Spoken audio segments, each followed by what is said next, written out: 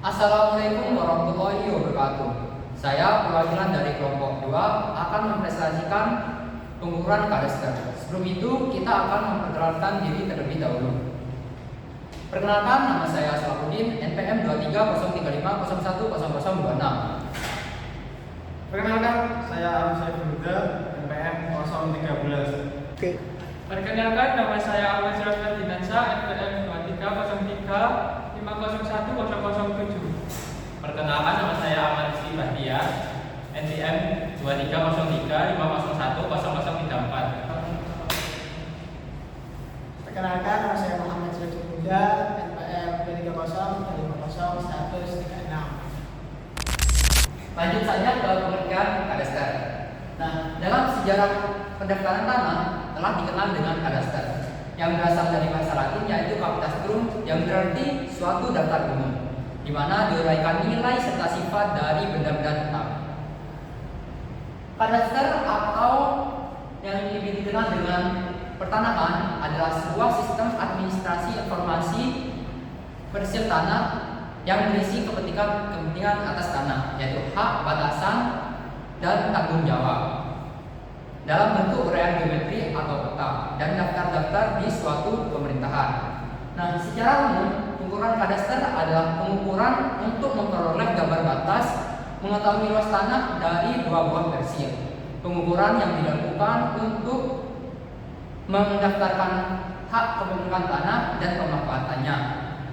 Tidak hanya itu, kadastar juga memuat informasi tentang nilai tanah dan setiap konstruksi atau proyek yang telah dikerjakan pada persil tersebut. Next. Dari pengertian sebelumnya, dapat saya simpulkan bahwa kadastar itu adalah sistem informasi mengenai tanah yang sudah legal dan disahkan oleh BPN. Dari kadastar itu sendiri memuat beberapa data-data yang sudah legal tersebut, dan tentunya data-data tersebut memiliki tujuan untuk diperlukan untuk tujuan-tujuan sebagai berikut. Yang pertama ada perencanaan dalam pembangunan. Nah, seperti perencanaan dalam pembangunan artinya juga membutuhkan berupa data-data.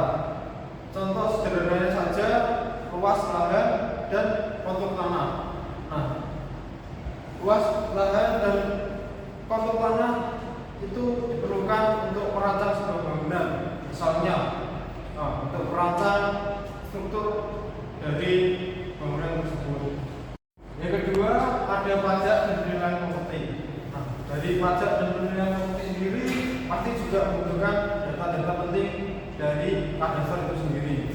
Nah, misalnya saja data tentang lokasi tanah. Kalau lokasi tanah di pedalaman dengan lokasi tanah yang berada di samping jalan besar, pasti nilai harga tanahnya itu sendiri lebih mahal yang samping jalan. Yang ketiga, ada menetapkan batas tanah. Dari batas tanah sendiri ada yang berupa fisik dan juga ada batas tanah yang sudah modern, yang biasanya sudah tertuang dalam aplikasi. Nah, dan kalau data tanah fisik sendiri biasanya di lapangan berupa patok yang menandai seberapa luas tanah kita. Itu juga datanya diambil dari kadastar sendiri. Yang kedua, data tanah yang sudah modern atau sudah dalam aplikasi. Dalam aplikasi BPN sendiri, Badan Pertanahan Nasional, Lembaga Pertanahan Indonesia, untuk aplikasinya yaitu Bumi. Yang keempat, yaitu meningkatkan keamanan hukum. Nah, kalau meningkatkan keamanan hukum, pastinya juga membutuhkan data-data yang diperoleh dari kadastar itu sendiri. Nah, misalnya kalau keamanan hukum di Indonesia ini khususnya berupa sertifikat tanah. Dari isi sertifikat tanah ini sendiri pasti di dalamnya memuat data-data yang diambil dari kadastar itu sendiri. Misalnya pemilik lahan, luas lahan, lokasi lahan, itu pasti juga mengambil datanya dari kadaster. Yang terakhir ada pendorong investasi.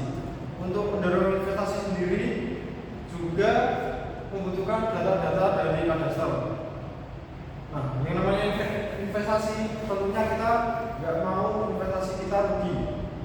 Tentunya di awal kita harus menganalisa investasi itu di kemudian hari akan menguntungkan ke kita. Jadi kita perlu mencari data-data dari kadaster kedepannya tanah tersebut dapat menguntungkan kita atau tidak. Mungkin itu penjelasan dari tujuan itu sendiri. Nah, untuk penjelasan yang lainnya akan dijelaskan oleh teman saya. Next. Nah, selanjutnya saya akan menjelaskan tentang tenaga pelaksana. Untuk melaksanakan pekerjaan pengukuran atau pemindaan kadastral diperlukan tenaga pekerja yang memenuhi persyaratan dari BPN, antara lain yang pertama, surveyor kadastral, yaitu surveyor yang telah memiliki lisensi dari Badan Pertanahan Nasional. Yang kedua, asisten surveyor kadastral di tingkat kota, kabupaten, atau konwil BPN di provinsi yang telah memenuhi persyaratan. Yang ketiga, asisten surveyor kadastral perorangan atau dari instansi swasta yang telah memiliki lisensi dari BPN, Badan Pertanahan Nasional. Oke, selanjutnya kita akan membahas tentang peralatan. Untuk melakukan pemetaan dan pengukuran kadastral, kita tentunya memerlukan peralatan yang sesuai dengan syarat teknis dan kebutuhan yang berlaku. Pertama, kita membutuhkan pita ukur atau di masyarakat bisa dikenal dengan meter. Alat ukur ini syaratnya menggunakan bahan ukuran yang stabil. Dan selanjutnya kita membutuhkan metal station. Metal station sendiri adalah alat yang secara sederhana, metal station adalah alat yang menggabungkan kemampuan antara teknik elektronik,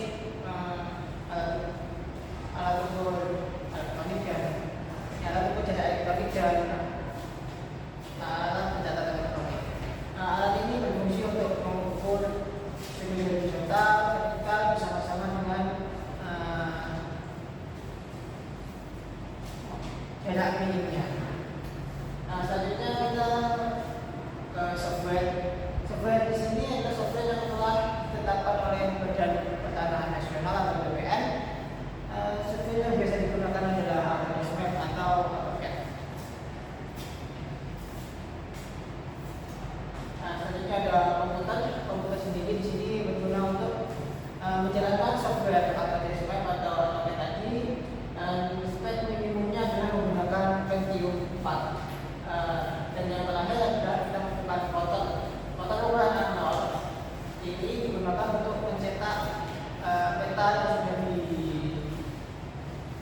dibuat di AutoDesk Map ataupun AutoCAD tadi ke media kertas ataupun yang lain. Sekian dari saya dalam penjelasan peralatan. Selanjutnya bisa ke langkah-langkah yang akan dijelaskan oleh teman saya. Nasir. Selanjutnya yaitu langkah-langkah pengukuran kadastral menggunakan metal station. Yang pertama yaitu persiapan, kumpulkan informasi awal mengenai lokasi, peta lama, dan juga data-data yang terkait. Langkah-langkah pengukuran kadastral menggunakan metal station. Yang pertama yaitu persiapan, kumpulkan informasi awal mengenai lokasi, peta awal, dan juga data-data yang terkait. Untuk peralatan yang disiapkan yaitu total station, pita ukur, dan lain sebagainya. Yang kedua yaitu penentuan batas tanah.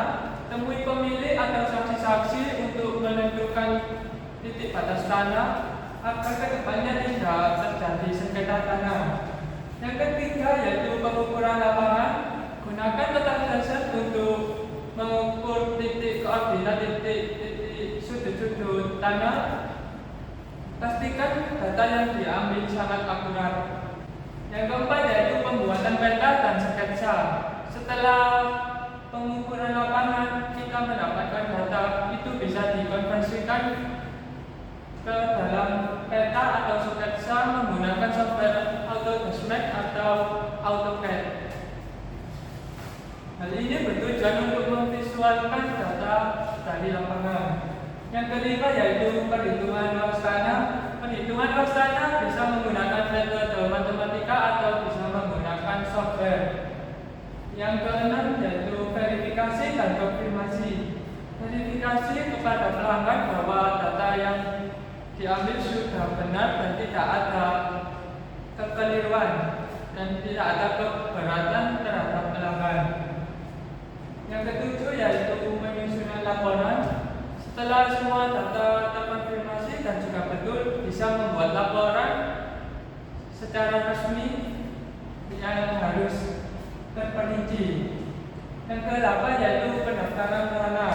Setelah laporan selesai, bisa mengajukan data-data kepada BPN, yaitu Badan Pertanahan Nasional. Sekian langkah-langkah pengukuran kadaster menggunakan metode station dari saya. Sekian, terima kasih. Sekian presentasi dari kelompok kami. Jika ada ingin yang ditanyakan, bisa tulis di kolom komentar. Jika ada kesalahan, kurang lebihnya mohon maaf. Assalamualaikum warahmatullahi wabarakatuh.